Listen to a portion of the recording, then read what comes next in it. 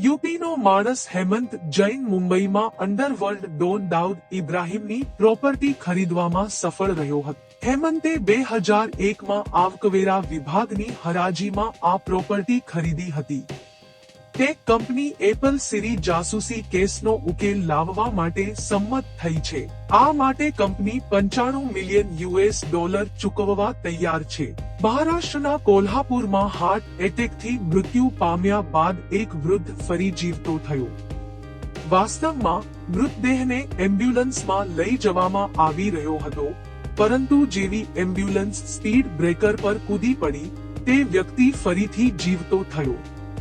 એક રિપોર્ટ અનુસાર એક સિગારેટ પીવાથી પુરુષનું આયુષ્ય 17 મિનિટ ઘટી જાય છે, જ્યારે સ્ત્રીનું આયુષ્ય 22 મિનિટ ઓછું થઈ જાય છે. કોવિડ-19ના 5 વર્ષ બાદ ચીનમાં ફરી નવા કેસ સામે આવ્યા છે. વાયરસનો ચેપ ફેલાઈ રહ્યો છે. તેના લક્ષણો પણ કોરોના વાયરસ જેવા છે. આ નવા વાયરસનું નામ હ્યુમન મેટાપ્યુમોવાયરસ છે, જે એક આરએનએ વાયરસ છે. વિશ્વ chess champion Gukesh, shooter Manu Bhaker, hockey captain Harmanpreet Singh અને પેરા એથ્લેટ પ્રવીણ કુમારને ખેલ રત્નથી સન્માનિત કરવામાં આવશે.